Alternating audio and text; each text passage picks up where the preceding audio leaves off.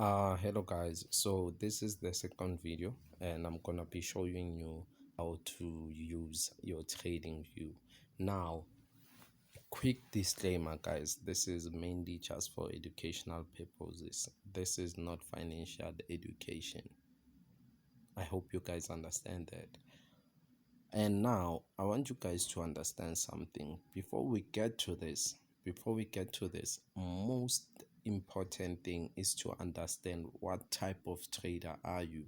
Are you a swing trader? A swing trader is someone that holds a trade for more than a day. Are you a day trader?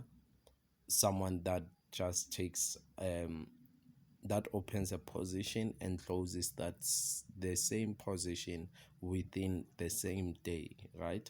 Or are you a scalper? A scalper is someone that doesn't hold a trade for more than an hour. Sometimes it takes within a second for that, between a second and an hour, that person is almost out of the market. And that is the type of trader that I am, right? I'm a scalper at first, right? I want you guys to understand the type of trader you gonna be, right? But in this, as but I do recommend that for beginners, start with day trading. The reason why I'm saying that is that the first thing that you need to master is your emotional intelligence. That's the first thing that you need to master. And I believe that day trading is gonna teach you patience, because you need patience so that you don't manipulate your own trades. Sometimes you'll find that you'll take a position, the market will go to your direction, and you will close off early based on excitement, based on the fear, also a fear of losing that money simply because of you've never you are still a beginner and you're thinking that maybe I might lose this money. Sometimes you're gonna close off your trades early while they are running on losses, only to find out that later they're still gonna go to your direction. So here you're gonna be learning day trading, nothing more, nothing less. And now guys, I don't trade each and every single pair. Find a pair. Find a pair. I don't trade Euro USD, GBP USD, looking for opportunities all over the place. I don't do that. I don't do that because there's something that we call correlation. You could analyze gold only, and gold will actually tell you what all these currencies are gonna be doing, for instance, right? And what all this cryptocurrency are gonna be doing, what all this whatever stocks are gonna be doing, right? So I'm gonna do a few videos whereby you will see the correlation, the relationship. So now the relationship has two sides of it. It could be positive or it could be negative. So in this way, and understand that I only analyze gold, and not only analyze gold, I only trade gold only. So you want to be specific. That's one thing that I'm going to advise you on. You want to be specific when it comes to trading, right? So I'm going to open up my chart quickly, which is the most fun part. This is what I enjoy. I hate theory. I love this part. I don't know why. So there's something that I want to emphasize here, guys. So that you select one, only one, only one time frame. Don't trade each and every single currency. Don't trade each and every single time frame. So on this one, we're gonna be using our day trading. So we're gonna be analyzing our gold. I don't know why do I still see my grade, yet on the previous video I said that it's been fixed. Why am I seeing my grade? And my candles has changed. I guess it didn't save my settings. I don't know why. I don't know why.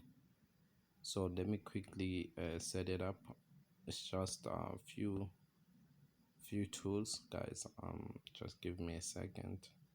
I need to remove some of the things here. I don't wanna. There's things that I don't wanna see. There's things that I don't wanna see. Where is it? Grid lines. I'm gonna say none. Or maybe I didn't click OK, ne, guys. Maybe it happens at times. So this is your XAUSD on H4 time frame. Yeah, we're gonna analyze H4 time frame, guys. We're gonna do H4 time frame. It's currently, oh wow, I have analysis on it, and I wanna remove those analysis. Quickly. This means I've used this account before.